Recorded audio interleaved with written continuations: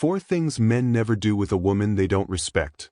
Carl Jung spent his life studying one question most people never ask out loud. Why do we treat the people we love the way we do? Not what we say. Not the gifts we give or the plans we make. The small, almost invisible behaviors, the ones that happen when nobody's watching, when there's no audience to perform for. Jung believed respect isn't a feeling. It's a pattern. It shows up in behavior long before it ever shows up in words. And if you know what to look for, you can read a man's true regard for a woman almost like a signature, consistent, unconscious, and very hard to fake.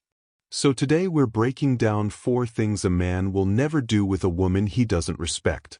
Not because he's forcing himself to be polite. Because respect, at a psychological level, restructures behavior automatically. You don't have to try. You just don't do certain things anymore. Stick around because number 3 is the one almost nobody talks about, and it might be the most revealing one of all. Thing number 1, he will never dismiss her opinions without engaging them. A man who respects a woman treats her perspective as data worth processing, even when he disagrees with it. He might push back, debate her, even argue, but he engages. A man who doesn't respect her does something quieter and more corrosive. He stops engaging at all. Her opinion becomes background noise. He nods, says, "Sure," and moves on without actually processing a word of what she said. Jung would frame this through the lens of projection. We often see in others a reflection of what we've already decided about them internally. If a man has unconsciously decided a woman's thoughts don't carry weight, he'll stop hearing them long before he stops pretending to listen. The dismissiveness isn't rude on purpose. It's automatic. It's what happens when someone has already filed you under "doesn't matter" in their internal hierarchy. Watch for this. Does he change his mind because of anything she's said, ever? Not agree to keep the peace, actually update a position because her reasoning was good? If the answer is consistently no, that's not a difference of intellect. That's a difference of regard. Thing number 2, he will never let her carry emotional labor alone in public. This one is subtle, and it's why so many people miss it.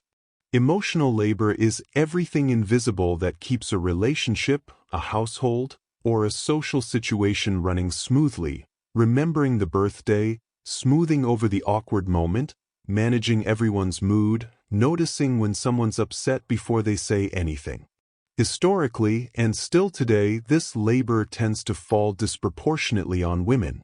A man who respects a woman notices this labor and steps in to share it, even imperfectly, even clumsily. He asks what needs to be done instead of waiting to be told. He backs her up in front of friends and family instead of leaving her to manage the room by herself. A man who doesn't respect her lets her do all of it, silently, while he coasts on the results. He'll enjoy a smooth dinner party without ever asking how it became smooth. He'll let her defuse a family conflict without stepping in to help, then act surprised when she's exhausted afterward. Jung's concept of individuation, the lifelong process of becoming a fully integrated, self-aware person, requires recognizing your impact on others, not just your own needs. A man who never notices what a woman is carrying isn't just inattentive. At some level, he's decided her exhaustion isn't his problem. That's not an oversight. That's a value judgment, played out in behavior instead of words. Thing number 3, he will never speak about her the same way when she's not in the room. Here's the one almost nobody talks about, and it might be the most revealing test of all. How does he talk about her when she isn't there to hear it? Jung believed the persona exists specifically for an audience. Strip the audience away, and you get closer to the shadow, the unfiltered version of what someone actually thinks. A man who respects a woman is remarkably consistent. The warmth, the pride, the way he speaks about her strengths, it doesn't disappear the moment she leaves the room. If anything, Some men are more openly proud of a woman they respect when she's not there to see it, because there's no performance angle left. It's just true. A man who doesn't respect her, though, often reveals it in exactly this gap. Around her, charm and attentiveness. Away from her, with friends, at work, alone with his own thoughts, a different tone creeps in. Jokes at her expense. Subtle complaints. A kind of low-grade condescension that would never survive being said to her face. This is the truest test because it removes the one variable that distorts almost every other observation: her presence. People perform for an audience. Take the audience away, and what's left is closer to what a person actually believes. If you ever get the chance to hear how a man talks about a woman when he thinks no one who matters is listening, pay attention. That's not a slip. That's the shadow showing itself.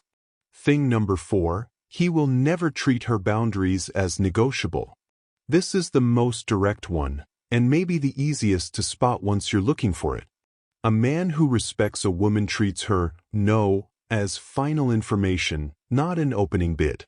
If she says she's not comfortable with something, he adjusts his behavior. He doesn't repeat the request hoping persistence will wear her down. Her limits are treated as real even when they're inconvenient for him. A man who doesn't respect her treats boundaries as suggestions.